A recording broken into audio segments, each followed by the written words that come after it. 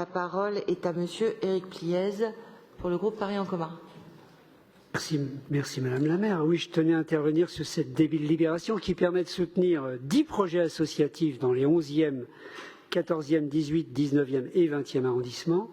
C'est pour l'essentiel des subventions d'investissement qui vont permettre d'améliorer les conditions de vie des habitants dans les quartiers populaires. Donc non seulement on construit, on surélève, mais en plus on fait des choses concrètes grâce à ces subventions qui vont permettre des aménagements de locaux pour des activités de cuisine solidaire, de soutien aux familles monoparentales, d'apprentissage du français ou encore pour lutter contre l'isolement des seniors. Alors pour le 20e arrondissement, c'est une délibération qui traduit notre stratégie de mobilisation des pieds d'immeubles vacants, notamment à Piton-du-Vernois, car ces pieds d'immeubles, comme vous le savez, sont voués à la démolition dans le cadre du NPNRU. L'ambition donc que nous avons est d'utiliser tous les espaces disponibles de manière intercalaire pour développer l'activité associative, le service aux habitants, le lien social et améliorer le cadre de vie en attendant la restructuration globale de cette cité trop longtemps laissée à l'abandon et sur laquelle nous sommes présents en permanence. Ainsi, l'association La Lucarne, qui travaille sur l'accompagnement des jeunes de Piton-du-Vernois sur le soutien scolaire et l'accès aux activités sportives, occupera des locaux situés au 41 rue Joseph Piton.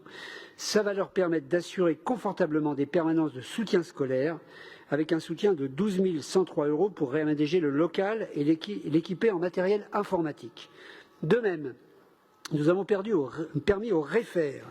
Alors le REFER, vous savez, c'est le réemploi des instruments, de matériel divers, d'occuper sur la période intercalaire l'ancienne crèche située au 19 rue Henri du Vernois pour la mise en place d'une ressourcerie éphémère. L'objectif de cette ressourcerie est de permettre la collecte des meubles dont les habitants concernés par les relogements souhaitent se débarrasser.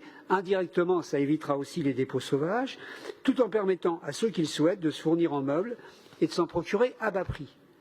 C'est aussi une délibération qui va permettre d'améliorer la gestion du jardin partagé, qui est assuré par l'association Tous Ensemble, qui a vu le jour en 2020, après le premier confinement, et qui est entretenu avec soin par beaucoup d'habitants du quartier de Piton, mais aussi plus largement des portes du 20e et de Saint-Blaise.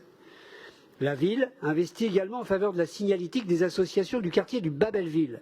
Il s'agit d'un projet porté par l'association Ageta et le collectif d'artistes de la Villa Belleville, auquel nous tenons beaucoup, et qui a vocation à embellir, à donner une identité visuelle à ce quartier et donner par la même occasion plus de visibilité aux associations pour continuer à tisser les liens avec les habitants, notamment la Maison du Bas-Belleville ou encore la Mémoire de l'avenir, Savoir pour réussir, Belleville citoyenne et la Villa Belleville. Tout ça pour un montant de 24 000 €.